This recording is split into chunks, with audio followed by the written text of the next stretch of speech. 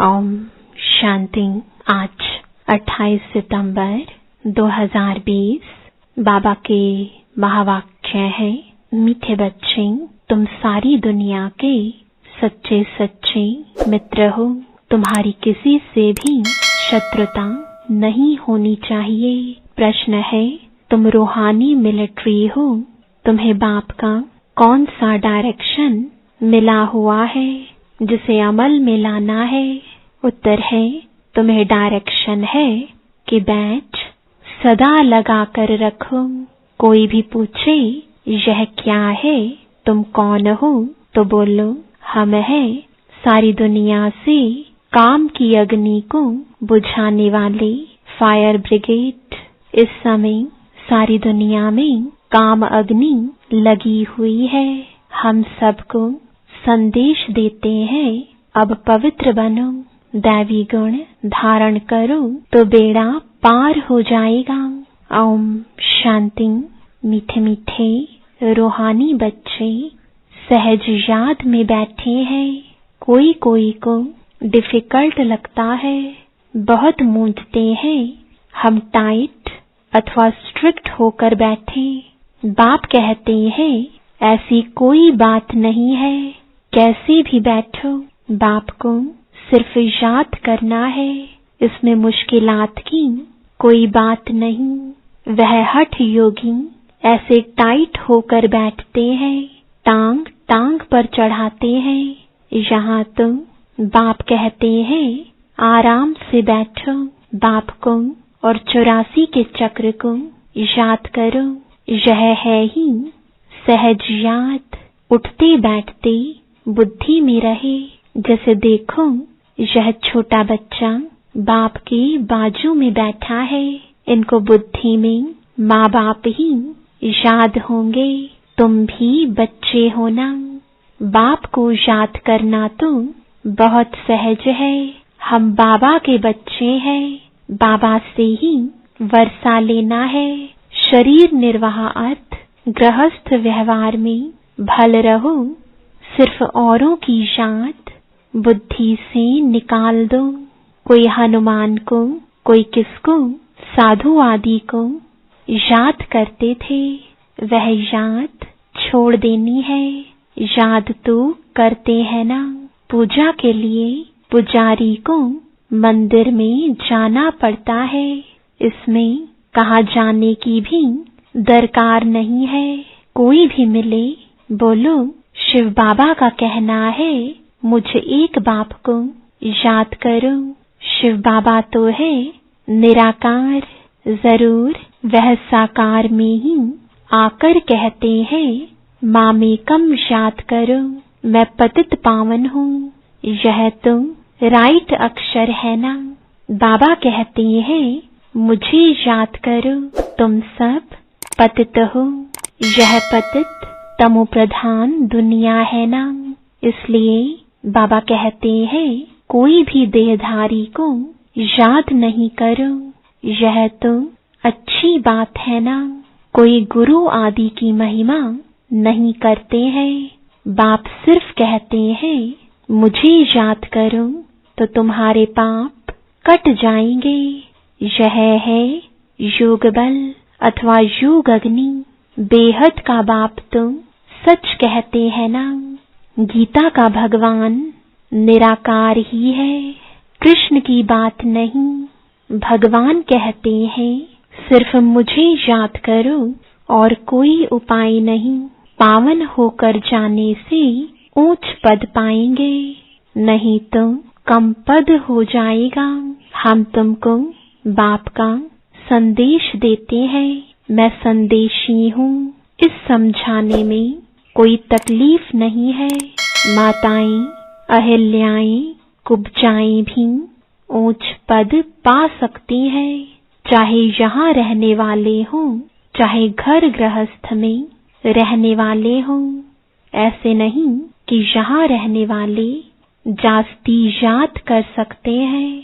बाबा कहते हैं बाहर में रहने वाले भी बहुत याद में रह सकते हैं, बहुत सर्विस कर सकते हैं। यहाँ भी बाप से रिफ्रेश होकर फिर जाते हैं तो अंदर में कितनी खुशी रहनी चाहिए।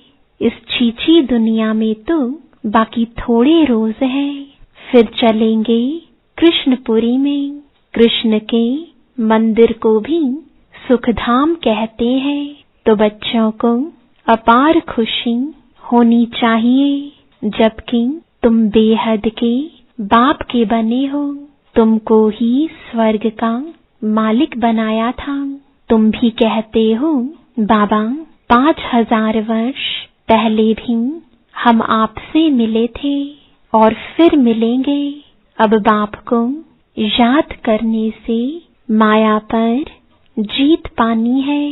अब इस दुख धाम में तो रहना नहीं है। तुम पढ़ते ही हो सुख धाम में जाने के लिए। सबको हिसाब किताब चुकतो कर वापस जाना है।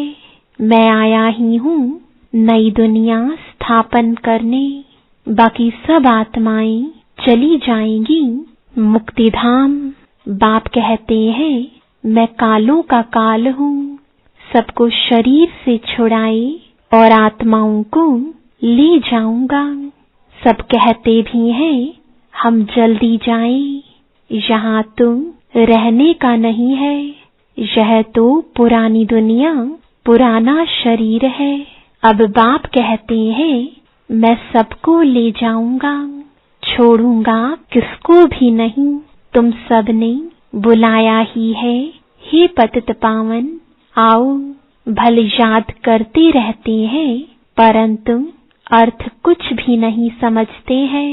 पतित पावन की कितनी धुन लगाते हैं, फिर कहते हैं रघुपति राघव राजा राम। अब शिव बाबा तो राजा बनते नहीं, राजाई करते नहीं। उनको राजा राम कहना रॉन्ग हो गया। माला जब सिमरते हैं तो राम राम कहते हैं, उसमें भगवान की याद आती है। भगवान तो है ही शिव। मनुष्यों के नाम बहुत रख दिए हैं। कृष्ण को भी श्याम सुंदर, वैकुंठनाथ, मक्खन चोर आदि आदि बहुत नाम देते हैं। तुम अभी कृष्ण को मक्खन चोर कहेंगे? बिल्कुल नहीं। तुम अभी समझते हो भगवान तो एक निराकार है। कोई भी देहधारी को भगवान कह नहीं सकते। ब्रह्मा विष्णु शंकर को भी नहीं कह सकते, तो फिर मनुष्य अपने को भगवान कैसे कह सकते? वैजयंती माला सिर्फ 108 की गाई जाती है। शिव बाबा ने स्वर्ग स्थापन किया, उनके यह मालिक है। जरूर उससे पहले उन्होंने यह पुरुषार्थ किया होगा। उसको कहा जाता है कलयुग अंत, सतयुग आदि का संगम युग। यह है कल्प का संगम युग। मनुष्यों ने फिर युगे युगे कह दिया है। अवतार नाम भी भूल फिर उनको ठिक्कर भित्तर में कण कण में कह दिया है। यह भी है ड्रामा।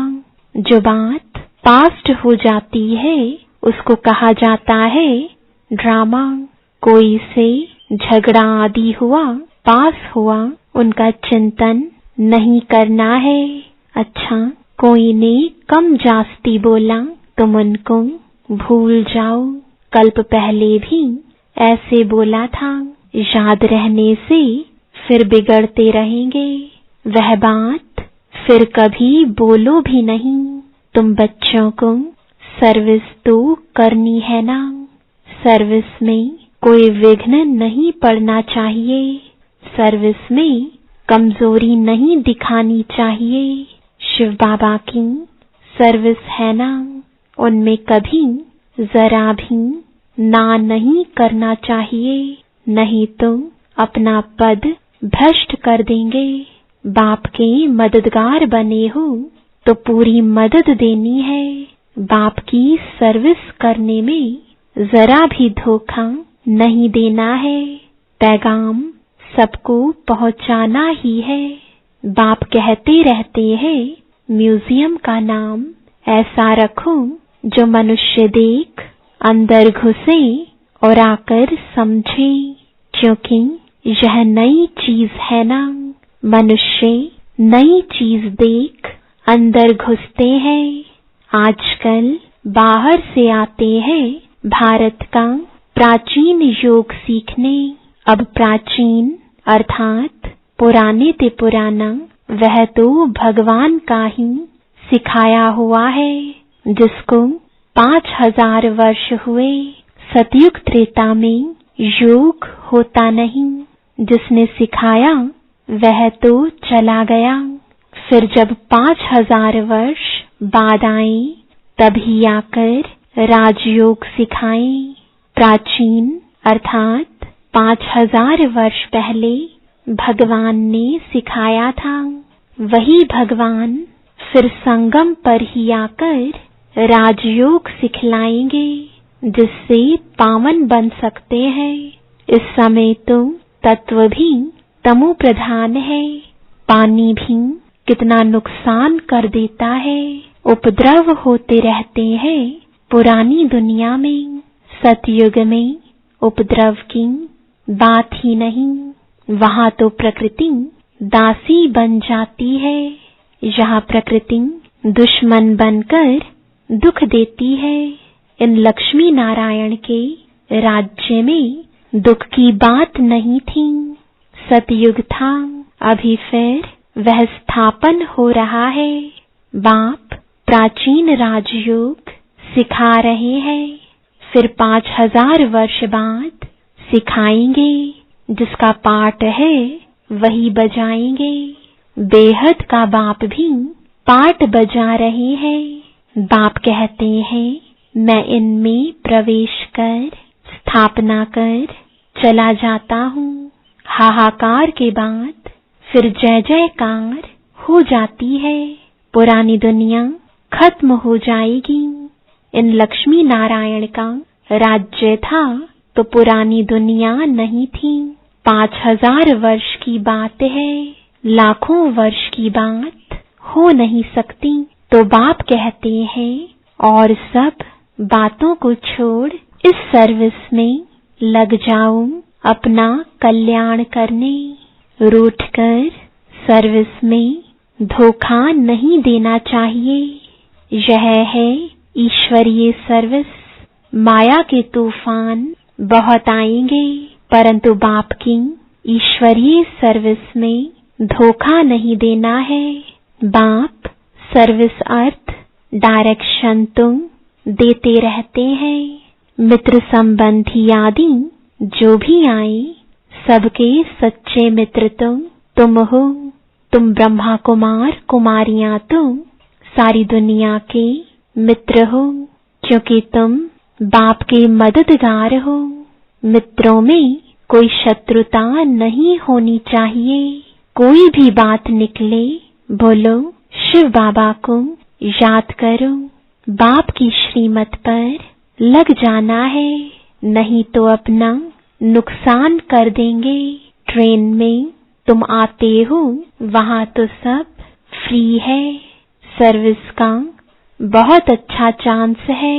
बैज तो बहुत अच्छी चीज है, हर एक को लगाकर रखना है। कोई पूछे आप कौन हो तो बोलो हम हैं फायर ब्रिगेड। जैसे वह फायर ब्रिगेड होते हैं आग को बुझाने के लिए, तो इस समय सारी सृष्टि में काम अग्नि में सब जले हुए हैं। अब बाप कहते हैं काम महाशत्रु पर जीत पहनो। बाप को याद करो, पवित्र बनो, दैवी गुण धारण करो तो बेड़ा पार है।